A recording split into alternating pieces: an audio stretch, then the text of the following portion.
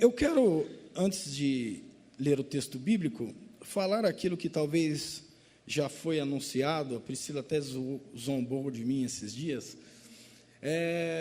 Já foi cantado exatamente aquilo que eu quero ler com os irmãos nessa noite. É o capítulo 11 do Evangelho de Mateus,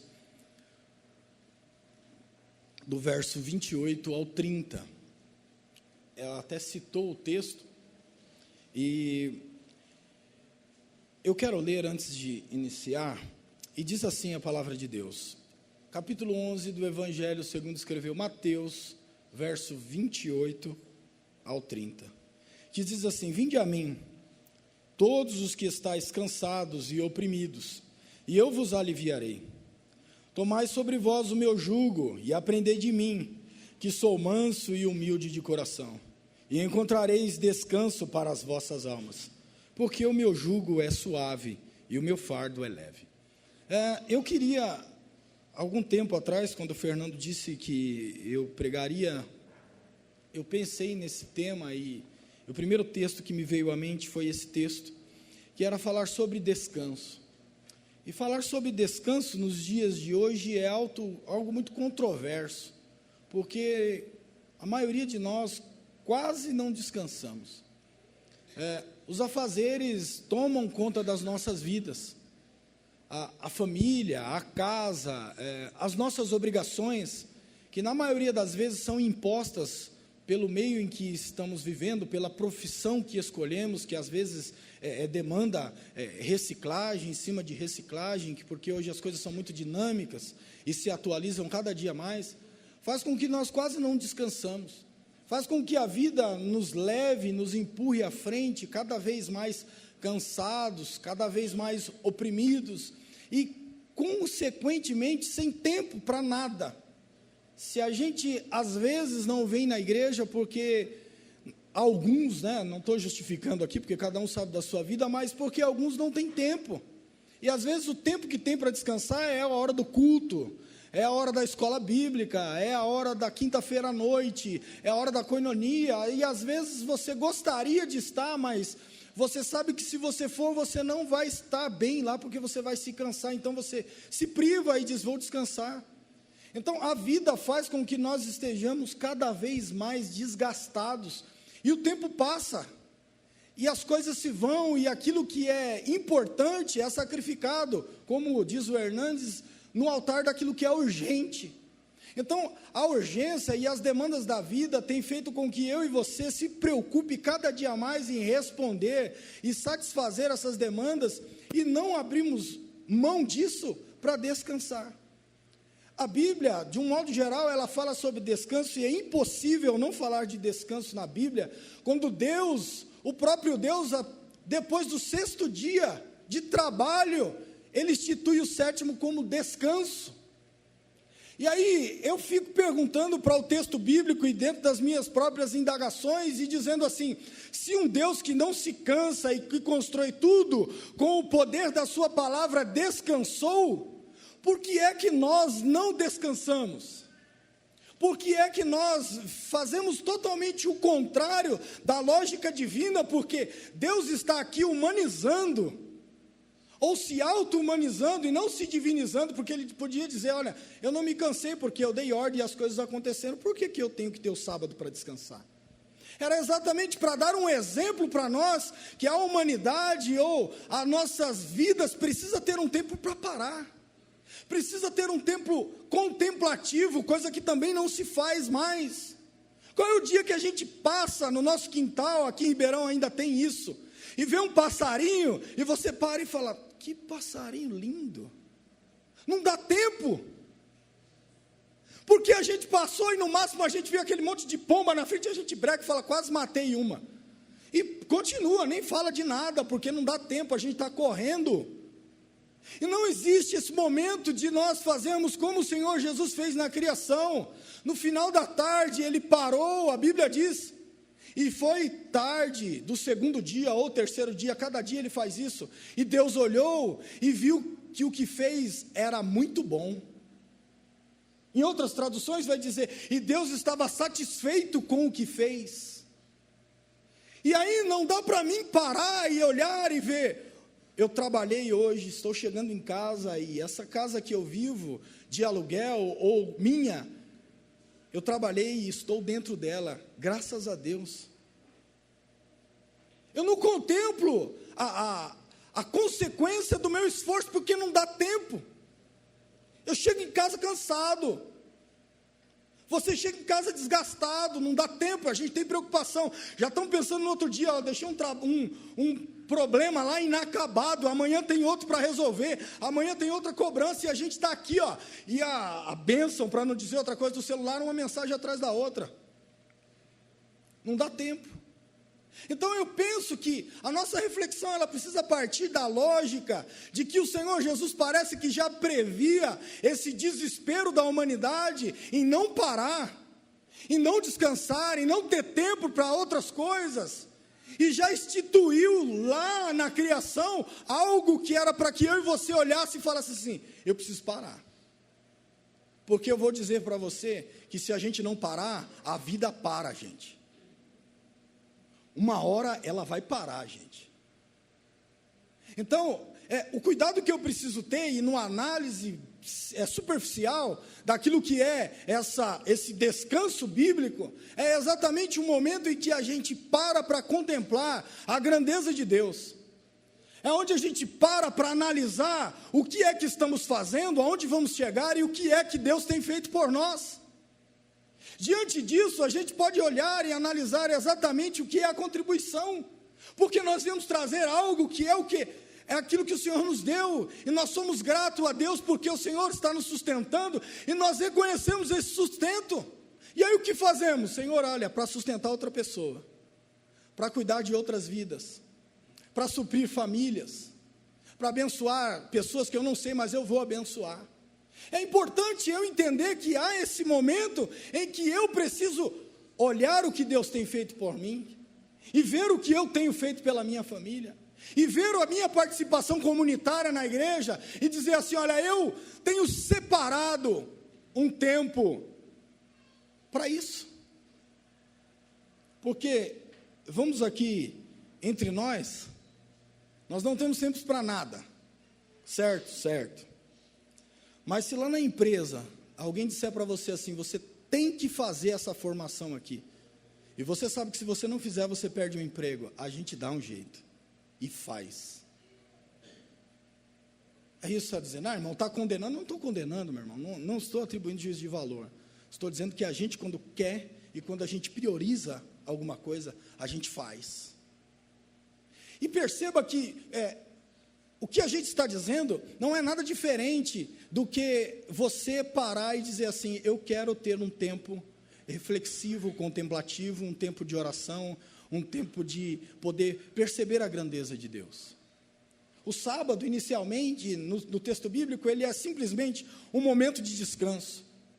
Posteriormente, ele vai ter novas conotações, e ele vai se tornar um dia em que as pessoas vão oferecer culto ao Senhor.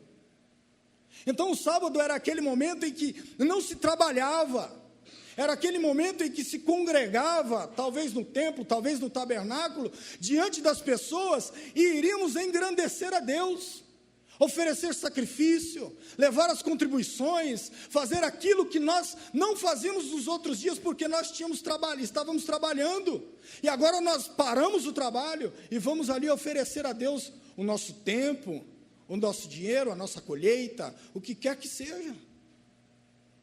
E depois ele ganhou um novo significado ainda.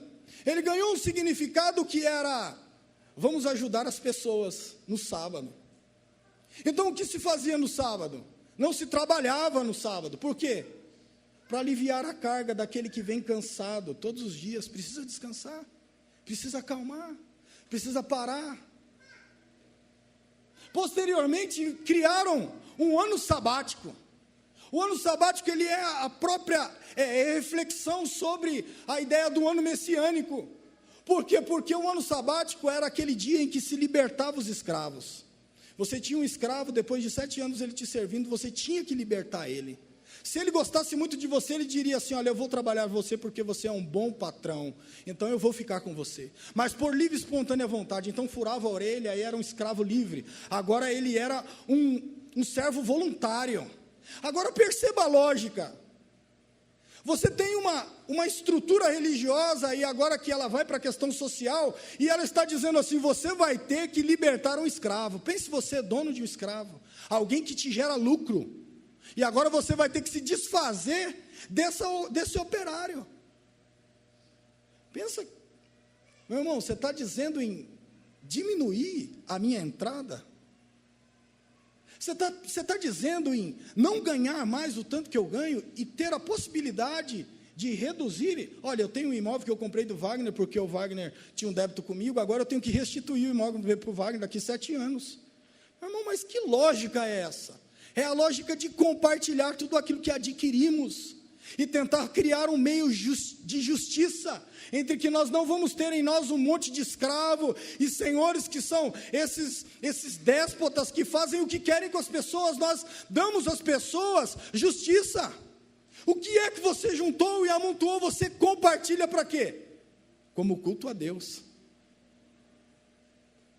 Está fora da lógica, não está, meu irmão? Está fora da realidade. Mas por que eu tenho que deixar de ganhar dinheiro para cultuar a Deus? Por que eu tenho que contribuir como culto a Deus? Por que eu não posso reter cada vez mais? Porque nós temos que ter as duas lógicas do Novo Testamento. Nós vamos servir ou a Deus ou a Mamon.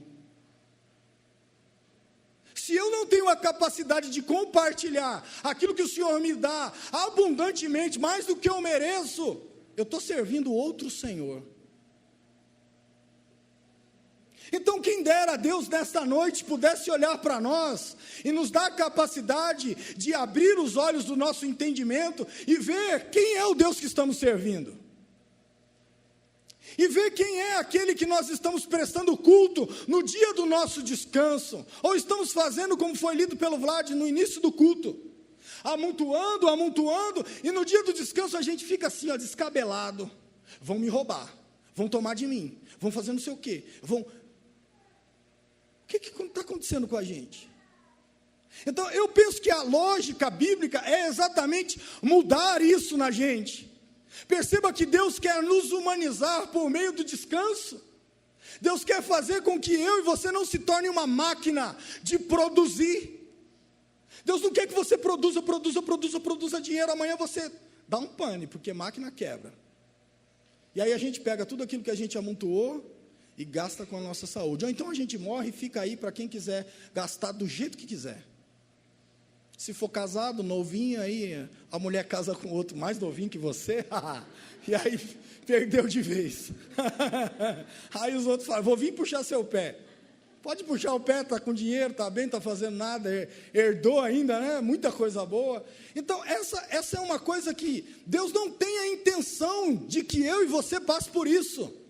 O Senhor Jesus quer que nós venhamos adquirir bens, que nós tenhamos coisas, mas que você desfrute saudavelmente da vida, que você não esteja sobrecarregado, que você não tenha aquela coisa que nós temos, deitamos na cama e não dorme, porque a cabeça está em atividade, porque o cérebro está acelerado. Então Deus está pedindo que nós venhamos ter esse dia em que a gente venha se proporcionar um descanso. Eu preciso escolher uma vida diferente, mas para eu escolher uma vida diferente, às vezes eu preciso abrir mão dos recursos. É o que a gente não quer. É o que eu não quero. É o que ninguém quer. Eu vou ganhar menos, meu irmão, para ficar mais na igreja? Eu vou abrir mão desse salário para ganhar uma ajuda de custo do ministério? Todos nós passamos por esses conflitos, meus irmãos. Ainda mais a gente que gastou um tempinho estudando. Essas coisas batem o pino às vezes na cabeça da gente. E como é que fica a nossa relação com Deus diante disso? Eu penso que nós, como servos de Cristo, servos de Deus, nós temos a maior necessidade de sermos exemplo. E se Jesus Cristo instituiu, aí você vai dizer assim: meu irmão, sábado, você está defendendo o adventismo do sétimo dia? Não estou defendendo ninguém. Eu estou dizendo que você precisa ter um tempo para Deus. Eu estou dizendo que você precisa instituir dentro da sua família um dia em que você diga assim: esse dia aqui é do Senhor e nós não vamos abrir mão desse dia. Porque se Deus não faz parte dessa centralidade familiar, comunitária, nós não temos tempo para Ele. Deus é um item que está fora daquilo que nós colocamos como indispensável para a nossa vida. Então, quando sobra, a gente fala assim: tem tempo para Deus. Mas a prioridade e aquilo que o Senhor Jesus está nos chamando para aderir ou para buscar, é mais do que isso. É instituir esse dia e dizer assim: esse dia, não faça outra coisa. Mas olha, tem um evento, você vai ganhar tanto. Não, esse dia é esse dia. Esse dia é meu com Deus. Nós não temos isso. Nós não fazemos isso. E aí, o que acontece com a nação de Israel? A nação de Israel, ela entra nesse frenesi de você estar cada dia buscando mais, adquirindo mais, e desse ano sabático que se libertava os escravos, que se abria a mão de tudo isso, não se plantava também. Ficava um ano inteiro sem se plantar, demonstrando o quê? A provisão de Deus, que Deus ia cuidar, porque no 6º ano dava-se dobrado, então se guardava e se esperava para passar mais aquele ano todo. E o que eles fizeram? Deixaram de guardar o ano sabático. E aí Deus permitiu que o povo fosse para o exílio. E aí o povo vira para a gente e diz assim: mas meu irmão, que Deus mau que é esse? Que Deus punitivo? Meus irmãos, se nós tiramos Deus da prioridade, nós tendenciosamente vamos buscar as coisas que nos afastam dele. E naturalmente nós vamos escolher coisas que nos aprisionam. Então Deus não vai fazer com que nações nos aprisionam e nos levem como escravo, mas você vai ter uma vida aprisionada, porque você deixou de escolher o Deus que liberta-nos, o Deus que nos põe livre dos problemas e das adversidades. Você se distanciou dele, e o que aconteceu? Você arrumou uma cadeia para você. Você arrumou algo que te prendeu. E aí o Senhor Jesus nessa noite diz assim: olha, vinde a mim.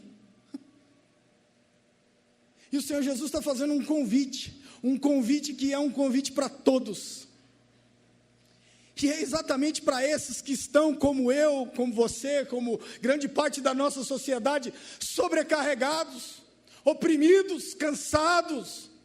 Às vezes olham e dizem assim: como é que a gente sai desse sistema? Como é que a gente é capaz de no século 21 não viver assim? É impossível. O Senhor Jesus diz: vinde a mim. É um convite, meu irmão. Não é como o Wagner falou, não é obrigação. O Senhor Jesus não está pegando você pelo laço, como o Antigo Testamento diz, não está puxando pelo nariz com um anzol. Não é isso. Ele está dizendo: vinde. Eu percebo nesse vinde um convite gracioso. Um convite de alguém que está nos chamando voluntariamente e amorosamente para uma liberdade de fardos insuportáveis, de cargas que carregamos talvez há muitos anos. Por isso que nós somos a sociedade que mais tem problemas de depressão. Porque estamos carregando esses fardos. Estamos vivendo cada vez mais ansiosos. Mas o Senhor Jesus te chama nessa noite. O Senhor Jesus me chama nessa noite. E o Senhor Jesus diz: olha, vinde a mim. Todos vós. Há um convite universal, há um convite irrestrito, ilimitado, há um convite que abrange todo tipo de pessoa, que esteja sobrecarregado por escolhas, que esteja sobrecarregado porque a vida lhe impôs, porque a religiosidade colocou nós dentro disso, o que quer que seja. Mas o Senhor Jesus faz um convite para todos, e a graça de Deus alcança todos. Agora, o grande problema é se nós estamos dispostos a ouvir esse vinde de Jesus. Quem dera ao Senhor Jesus hoje quebrante o meu coração. E eu não saia daqui pensando: nossa, mas o irmão que falou lá hoje, ele me atacou lá no púlpito. Não estou atacando ninguém, meu irmão, eu estou fazendo uma reflexão para que Deus nos liberte. O maior desejo do meu coração, quando eu estudava essa mensagem, era que o Senhor Jesus libertasse-nos. E falar de liberdade, eu acabei pulando. Outra coisa que se fazia no sábado, era trazer à memória a libertação do Egito. Então, quando eles estavam lá no culto, no sábado, o que eles iam lembrar? Eles iam lembrar que Deus livrou eles com mão forte, com o braço estendido do faraó e do Egito, e deu para eles uma terra que mana leite e mel. Era para se lembrar. E quando a Bíblia vai falar de memória, a memória não é assim, a gente dizer assim, você se lembra, Wagner? Se lembra quando a gente acordava com tapa na cara? Não tem graça. Não tem graça. Não é lembrar assim, é memória, de você lembrar o que aquilo fez lá atrás e o que aquilo continua ainda fazendo. Quando diz, olha, fazer isso em memória de mim, a gente lembra da Páscoa, que Jesus morreu por nós, mas nós temos que lembrar qual que é o efeito que ainda faz. Então a memória não é algo que ficou na história, é algo que perpassa a história e nos alcança eficazmente. Então, quando lembramos de Cristo, do culto, quando viemos prestar culto a Deus, nós temos que lembrar do dia em que o Senhor nos libertou, mas temos que nos lembrar que o Senhor Jesus nos mantém livre, que a graça de Deus continua ainda, se há porventura correntes ou cadeias, capaz de ir nos libertando gradativamente. A eficácia e o poder de Deus, ele perdura. Então, o que é a memória? A memória é nós lembrarmos dos efeitos passados, dos efeitos presentes e dos futuros. Então, quando eu ouço Jesus me chamar e dizer, vinde a mim, eu tenho que lembrar tudo que Ele fez. Eu tenho que me lembrar que esse nome, ele é invencível. Que Ele é capaz do que Ele quiser. Mas para que Ele seja capaz na minha vida, eu preciso atender o convite do vinde. Porque o Senhor Jesus, o que Ele faz é só o convite, o resto é com você. Ele faz o convite, Ele diz, vinde a mim todos vós, irrestritamente, ilimitadamente. Mas depois Ele diz assim, olha, aprendei de mim. Aí a sua parte começa. Aí a nossa disposição em continuar. E o grande problema é que a gente, para poder entender exatamente o que Jesus passava diante dessas relações, parece que Jesus dá uma introdução no final do capítulo 11 e entra no 12. E o 12 ele vai falar sobre dois acontecimentos exatamente no sábado. O primeiro acontecimento é que ele está com seus discípulos e os discípulos começam a colher espigas, porque sentiram fome. As espigas que ficaram pelo caminho, que era para ser deixado algumas espigas mesmo, para o órfão, para o necessitado, para a viúva. E os discípulos sentem fome e vão lá pegar. Aí vêm ali os fariseus e dizem, Senhor Jesus, é lícito colher espigas no sábado? Não leve em consideração a necessidade, não leve em consideração a fome dos discípulos, não leve em consideração nada. O problema é fazer alguma coisa no sábado. Eles vão entender que eles estão trabalhando. E sábado não é dia de trabalhar, sábado é dia de cultuar, mas eles estão com fome, o que vai fazer? Não vai comer? Aí o Senhor Jesus vem e diz para eles o seguinte, mas se vós soubesse o que significa misericórdia, é o que eu quero, e não sacrifício, não condenareis os inocentes, porque o Filho do Homem até do sábado é Senhor. Então, o Senhor Jesus não está preocupado em que a gente observe o sábado para ficar condenando quem não observa. O Senhor Jesus está preocupado em que a gente observe o sábado e que tenha misericórdia de quem não observa. E que diante da nossa, talvez, religiosidade superior, a gente tenha a capacidade de estender a mão para aquele que não guarda. Em vez da gente se assentar no trono e dizer assim, somos pessoas superiores E esses outros irmãos aqui que não fazem nada, que não ajudam, que não cooperam, são inferiores. Não, o Senhor Jesus espera que nós tenhamos misericórdia.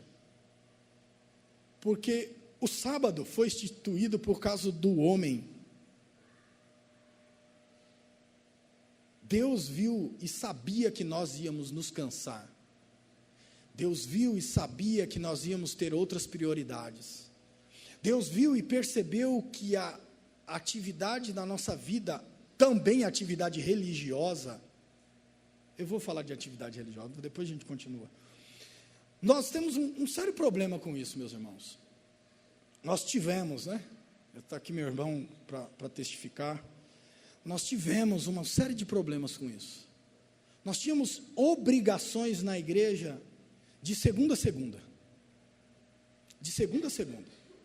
Então, você tinha que tocar para um departamento. Aí no outro dia você tinha que levar o grupo de jovens para uma congregação. Aí no outro dia você tinha outro departamento que você tinha que tocar. No outro dia você tinha que levar para não sei para onde. No sábado você tinha que cooperar com jovens na escola bíblica, depois da escola bíblica ensaio, depois do ensaio de novo, e reunião com os obreiros, e aí ia. E a gente acelerado. Aí o que acontece? Aí nós saímos desse meio e viemos para cá. E aí agora o negócio ficou solto, Porque um culto só na semana é muita coisa. Mas nós éramos, meu irmão, envolvidos lá. 24 horas. Um culto é muita coisa, meu irmão. Agora nós estamos na época da liberdade, porque o Senhor libertou, verdadeiramente sou livre, eu presto culto na minha casa e louvado seja Deus. Meus irmãos, a importância de estarmos reunidos cultuando ela é indispensável. Nós vivemos numa época da famosa desinstitucionalização.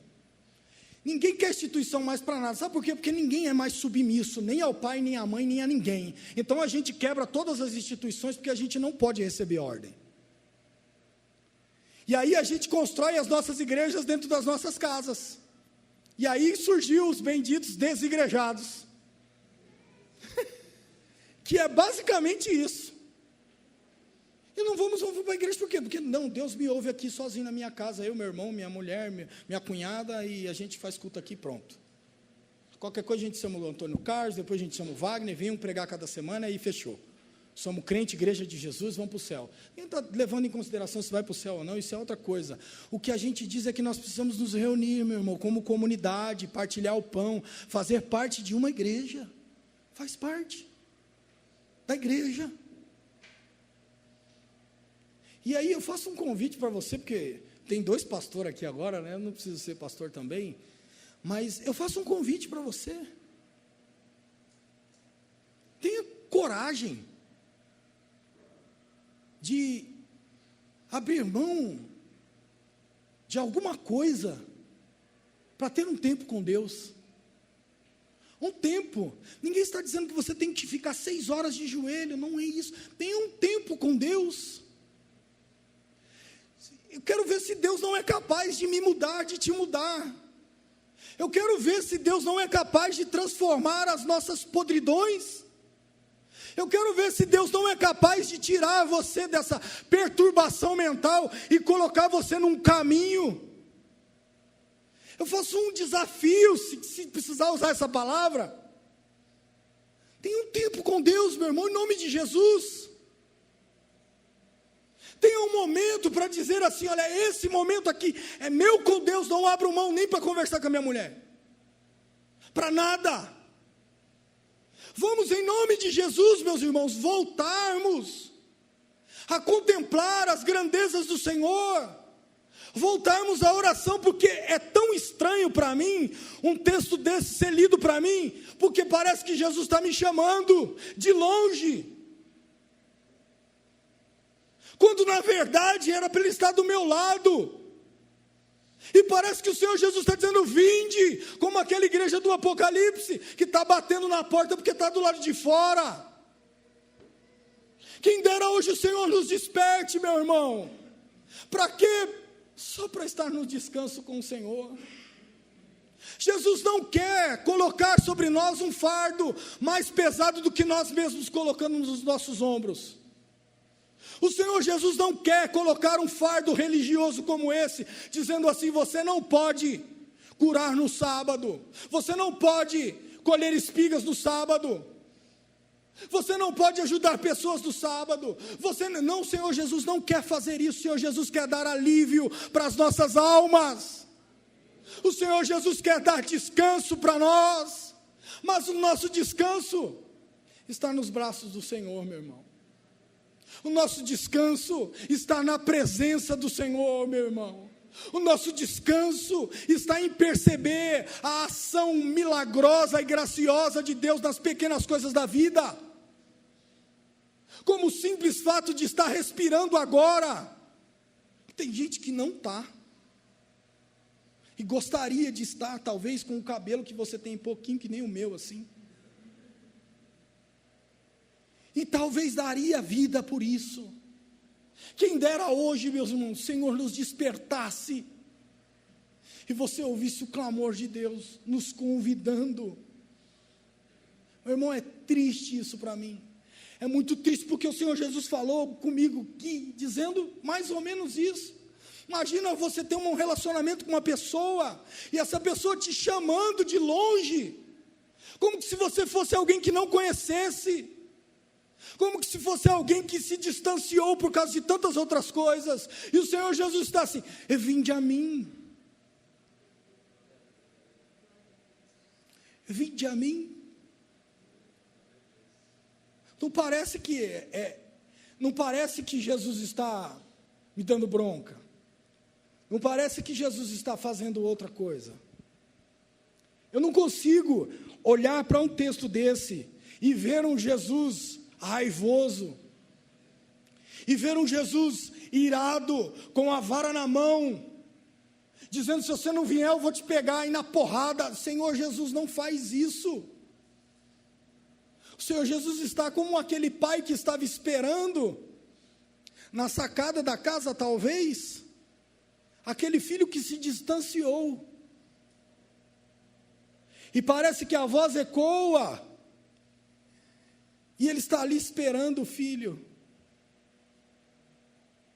E quem dera nessa noite o Senhor Jesus olhasse, porque parece que a gente não vê que a gente está cansado e oprimido e sobrecarregado. Parece que a gente não percebe. Parece que esse mundo que jaz no maligno e que nós estamos por consequência nele, cegou o nosso entendimento.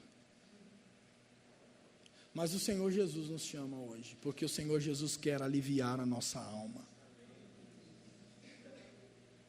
E meus irmãos, o alívio da alma é para ser algo que excede o nosso entendimento.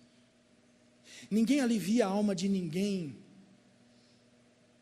com palavras sem fundamento.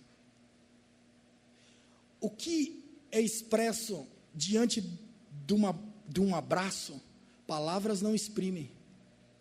Se alguém te abraça, você chora ou você se alegra, como é que você define esse abraço? É indefinido, ele é percebido. Você toca e deixa ser tocado. Então, essa paz da nossa alma, esse alívio que o Senhor Jesus traz para todos nós, que ouvimos o vinde e viemos para a presença do Senhor, ele é inexplicável, mas ele é percebido. Então perceba a ação do Espírito Santo de Deus na nossa comunidade, que deseja aliviar a nossa alma. Seja capaz de se permitir sentir a ação milagrosa do Espírito Santo nos acalmando. Sabe por quê? Porque o dia sabático, ou o ano sabático, é exatamente essa confiança. E por que nós estamos oprimidos, sobrecarregados? Porque nós tememos amanhã. Nós olhamos para as nossas crianças pequenas e nós ficamos assim: eu tenho que dar um estudo para esse menino, ele precisa se formar melhor do que eu, ele precisa ser melhor do que eu na vida, ele precisa crescer num lugar melhor do que eu, numa casa mais confortável do que eu. E essa neurose está criando um monte de gente mimada, e a nossa boa intenção ela é pervertida. Mas quem dera o Senhor Jesus hoje nos ajude a ter confiança e dizer assim: Pai, em nome de Jesus, me ajude a pelo menos manter meu filho crente nos caminhos do Senhor, porque tendo muito ou tendo nada, o que importa é ter a fé, porque amanhã eles crescem, e talvez todo o esforço dedicado com o dinheiro que você manteve, ele fala assim: não quero nada disso, quero outra coisa. O que a gente vai fazer? Vai amarrar na coleira e vai pôr lá no coisa, vai dizer, vai ser isso. Não vai, não vai. O que a gente precisa pedir é que Deus guarde as nossas crianças, os nossos filhos, para que no mínimo amanhã eles estejam aqui com a gente, para que a gente possa dizer com crianças adultas: eu e minha casa servimos ao Senhor. Eu tenho filhos e tenho netos e estão aqui, ó, na igreja. É o maior desejo de um cristão. Agora as outras coisas, que o Senhor Jesus me ajude a confiar, porque se eu confiar no Senhor, Ele vai aliviar a minha alma. Se eu tiver certeza que mesmo que eu perca esse serviço, o Senhor Jesus me dá outro, eu estou tranquilo. Não é ser vagabundo e fazer de qualquer jeito o serviço, não. É dizer que eu faço do melhor jeito que eu posso, segundo as minhas capacidades, mas o Senhor que me mantém aqui. Então eu olho para o texto e eu consigo olhar Jesus dizendo assim: olha, agora vocês vêm a mim, depois que vocês vierem, tomai sobre vós o meu jugo. O Senhor Jesus, perceba, meus irmãos, as atitudes e as ações são suas. Não tem nada de Jesus. Jesus não está dizendo aqui: olha, eu vou tirar das suas costas e vou. Ele está dizendo: tomai. Essa atitude é sua, é minha.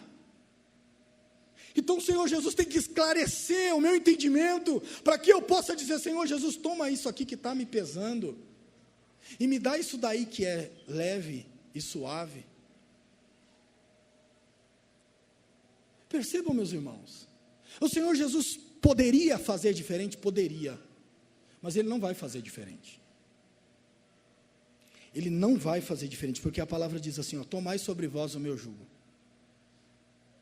E o que é isso daqui, meu irmão? Ah, meu irmão, tem aquela reflexão lá do boi, que põe o jugo nas costas, tá, beleza, mas aqui é mudança de mente.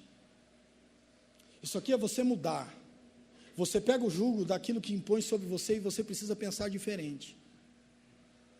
Você precisa pensar segundo os princípios do reino. Você precisa agir segundo Jesus Cristo. Você precisa ter aquilo que o apóstolo Paulo vai dizer lá no capítulo 12, sede transformado pelo vosso entendimento, porque assim vocês vão ter o quê? Aprender o quê? Alcançar o quê? A boa, perfeita e agradável vontade de Deus. Agora, se eu não tenho essa minha necessidade, ou essa minha compreensão, de dizer que eu preciso mudar, eu vou continuar carregando esse fardo. Sabe um fardo que é imposto para nós hoje?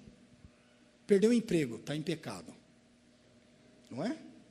Vai dizer que não, está em pecado, meu irmão. Deus está pesando a mão sobre a sua família. Lembra 12 anos atrás, quando você disse aquilo lá? Tem sempre um infeliz para falar isso. Deus está pesando a mão. Ah, não, o menino lá está com uma enfermidade. Aí já vem alguém: não, olha, eu acho que é bom você começar a ir para os cultos, viu? É tudo dessa forma. Isso é um jugo. Ah, não estou ganhando pouco. Ah, você não dizima, né? É por isso, sabia?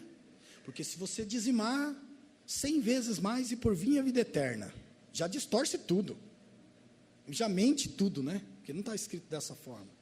Então, meus irmãos, isso é um jugo imposto.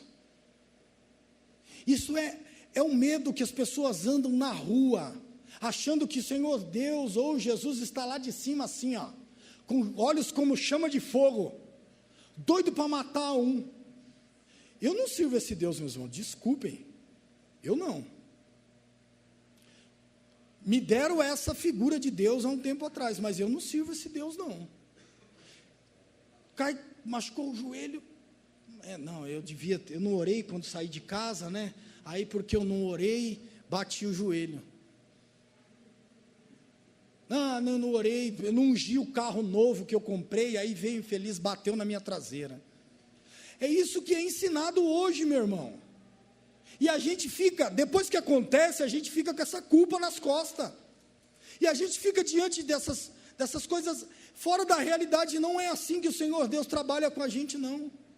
Faça suas escolhas e elas terão as suas próprias consequências. Normalmente, naturalmente. Agora, é claro que se você optar por orar, pode ser que Deus não evite o seu carro de ser batido, mas Deus vai mudar a sua vida. Deus vai transformar você. Pode ser. Desde que você se aproxime de Deus. Depois ele segue ainda dizendo, e aprendei de mim.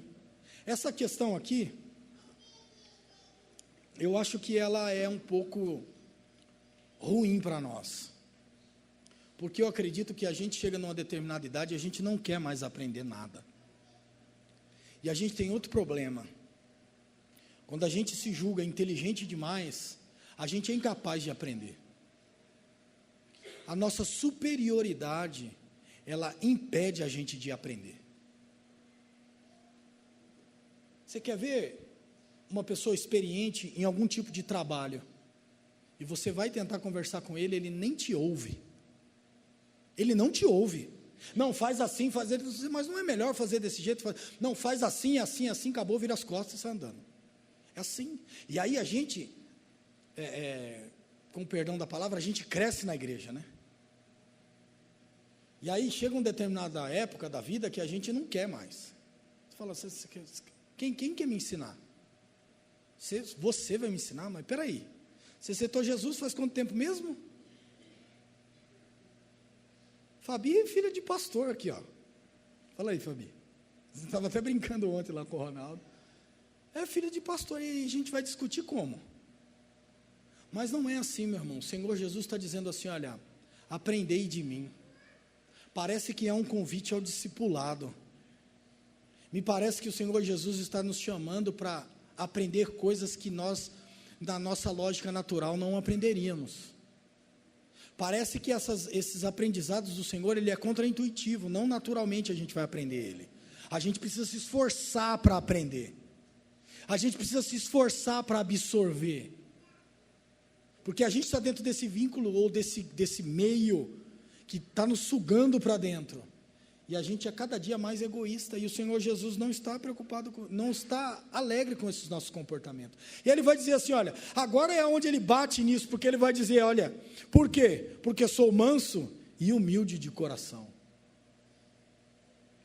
A mansidão e a humildade são duas coisas que não se dividem no relacionamento de se aprender.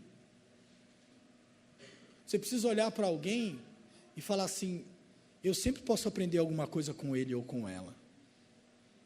Talvez você não saiba mais de teologia, mas talvez você saiba mais da vida. Talvez você não saiba mais de exatas, mas talvez você não saiba de humanas. Talvez você não conhece do comportamento de alguém. Eu dizia para minha mulher em casa, eu falei, o camarada que inventou aquele provérbio de que da forma que você trata sua mãe, você vai tratar seu marido, o cara foi excelente. O cara foi lindo, o cara foi perfeito. Um ótimo observador, que talvez eu não observaria. Talvez a gente não tenha capacidade de julgar a reação das pessoas e o comportamento. Mas uma coisa que nós temos a capacidade de fazer é aprender com Cristo. Uma coisa que nós temos a capacidade, dada biblicamente, é ouvir a voz do Senhor e aprender com Ele. Porque se nós somos ovelha do seu rebanho, nós ouvimos a voz do nosso pastor e nós reconhecemos a voz do nosso pastor. Então toda vez que ele fala, a gente atende. Toda vez que ele nos chama, a gente responde ao chamado. E a gente muda o comportamento diante daquilo que ele fala.